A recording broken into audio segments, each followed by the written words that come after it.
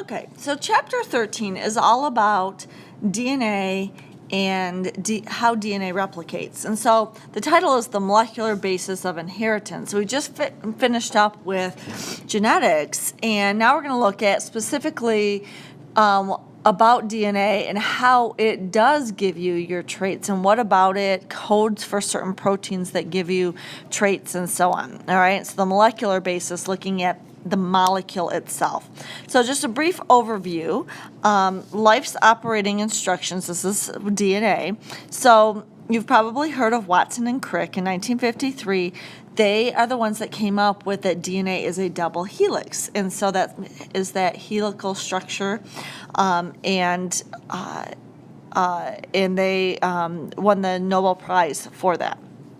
DNA, the substance of inheritance, is the most celebrated molecule of our time.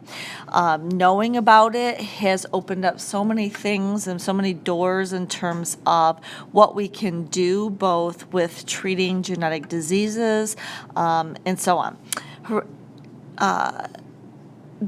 All of our genetics is encoded in the DNA and is reproduced in all cells of the body. And so we learn that with cell division. Like, for instance, mitosis. We have 23 chromosomes made out of 23 pieces of DNA. That cell divides, and you get 2 cells with 23 chromosomes. So therefore, we have to have a way for DNA to replicate.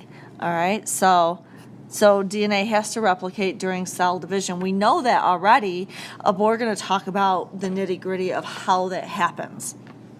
The DNA program directs the development of biochemical, anatomical, physiological, and to some extent behavioral traits. So that means that it has been shown that all of these things, the biochemical processes, like that's the chemistry in living things, and our anatomy, and what goes on with our physiology, and how our organs work together, and our organ systems, and even our behaviors, all have some link to DNA and genetics. So there's some genetic component even to behavior. All right. So let's just look at DNA altogether. DNA is the genetic material. We take that for granted today that that's the case. Way back in the day, in the early 20th century, they didn't know that. So it was a major challenge to scientists and biologists and so on to figure out what the genetic material was. So it was a mystery. In fact, there were 2 major hypotheses. So when Morgan, remember, he was the fruit fly guy, showed that genes are located on chromosomes, the 2 components of chromosomes, DNA, remember DNA is wrapped around those histone proteins, became candidates for the genetic material. So these are your 2 main candidates for which one is the genetic material. And actually, a lot of people held out that protein was the genetic material for a long time. The key factor in determining the genetic material was choosing an appropriate experimental organism to do your experiments on. And so the role of DNA in heredity was first discovered, excuse me, by studying 2 small things, bacteria, so those are prokaryotic cells, and the viruses that infect them. All right, so there's viruses, there are specific viruses that will attack and infect certain cells. So there are viruses that will infect human cells, and even very specifically a type of cell within the human body, like the respiratory cells, respiratory viruses like cold viruses attack. And so they're very specific to the organism that they infect. And so we looked at bacteria and viruses that infect them. All right, so the discovery of the genetic role of DNA began with research by Frederick Griffith, is his name. And the College Board wants us to know about the history and kind of the experiments that lead up to DNA being the genetic material. So that's what this first little bit is what were the experiments done to prove that DNA was the genetic material. So Griffith, back in the early 1900s. So he worked with the 2 strains of bacterium, a pathogenic S strain, and we'll see that stands for, in just a second, smooth, and a harmless R strain. And pathogenic means that it will cause sickness. If you don't know what that means. And so one that's okay, doesn't cause sickness, and one that does. All right, so he worked with these two, and he did an experiment where when he mixed what are called heat-killed remains of the pathogenic strain with living cells of the harmless strain, some living cells became pathogenic. So let's go over on the other side here. The other side of our page here, there's a picture. I'm going to come back and do this bullet here, but I want to talk about this picture here that shows you his experiment. So here he worked with mice, and he worked with these S cells and R cells that are pathogenic and not pathogenic. All right, so you have these living S cells, all right, and so that's what they look like. And so the S cells, these are the pathogenic kind. So these guys cause sickness, and sometimes that means it can cause death. All right, and they're alive. All right, so they're alive there. And the reason why they call them S cells is because if you look here in the picture, you see this here. It has a smooth capsule around it, so S stands for smooth, and so S cells here, they have let's write here, a smooth capsule that protects them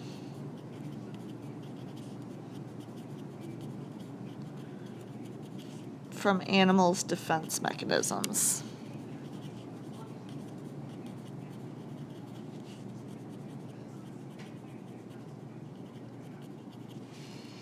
Okay, so these are pathogenic. So if you notice here, he put them in a syringe. All right, so there's a liquid that with all of these living pathogenic cells, and he injects it into the mouse, and the mouse dies, which is what you would expect because it's pathogenic. Then he put the R cells in, and so these guys are not pathogenic.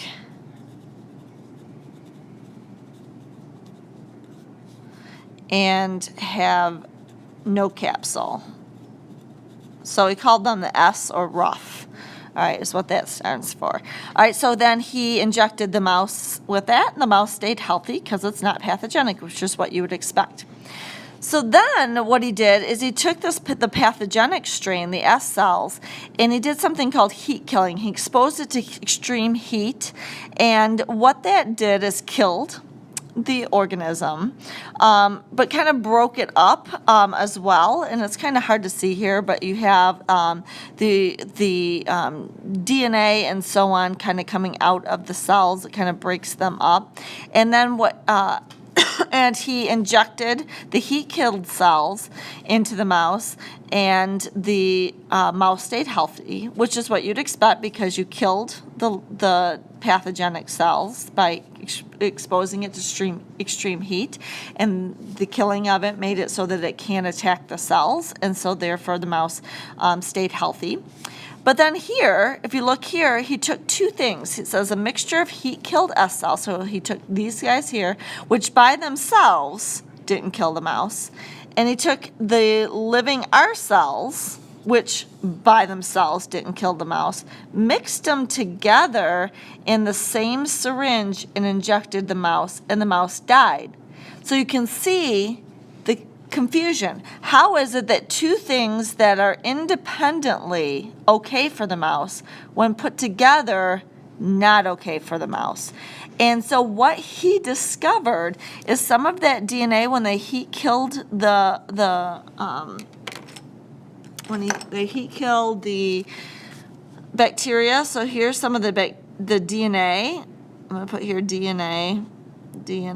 All right, some of that came out, so that when you mixed these guys here, the R cells and the heat-killed S cells, some of that DNA that came out of the heat-killed S cells were taken in by the living R cells. And bacteria have That's something that bacteria can do, is they naturally take up foreign DNA. So if you have a bacteria cell and you put foreign DNA on the outside of it, it can take in that foreign DNA, and then actually whatever genes that are on that DNA, the bacteria can express. All right, and so now that bacteria has changed its genetics by taking in external DNA.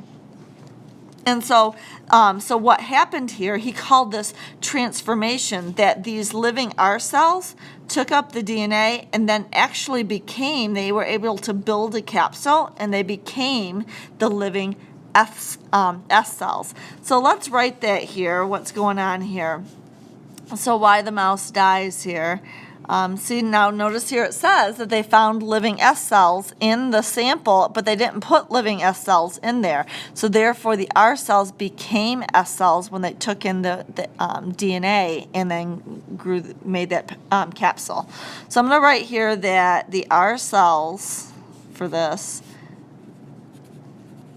had been transformed. I'm going to underline that's an important word. This process is called transformation. So they've been transformed into S bacteria. This is called transformation. And let's write here why. Due to uptake of DNA from the heat-killed S bacteria. All right, and so this helped to prove that something was, the genetic material was DNA. So this is one type of experiment that proved that. So let's go back to the previous page I told you we'd come back to. And so he called, let's go back here. He called this phenomenon transformation.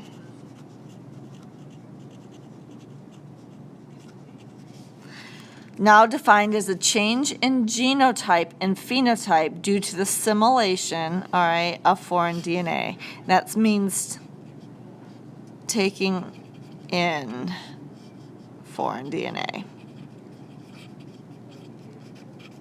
Okay, so remember the genotype is the genes, phenotype is the physical appearance. So the genes are changed, and the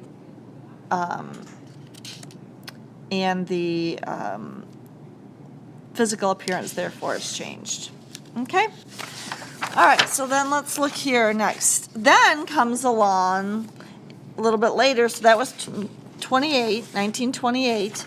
1944, we have Avery, McCarty, and McLeod announced that the transforming substance was DNA. So right here, I used the word DNA. Griffith didn't know it was DNA. He just knew that he called it the transforming substance. He knew that whatever the genetic material was, it was being taken in by the R cells and converting it, those R cells into the living S cells. Avery, McCarty, and McLeod are the ones that piggybacked on that to figure out that DNA was the transforming substance. All right. So what they actually do, let's write here what they did. They inactivated one molecule at a time.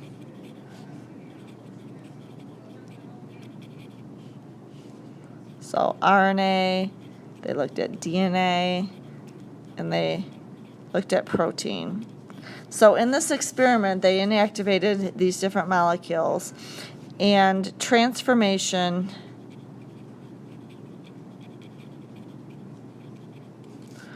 only occurred when DNA remained active.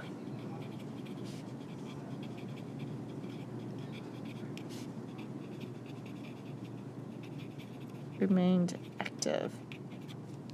Okay. All right, so that was theirs.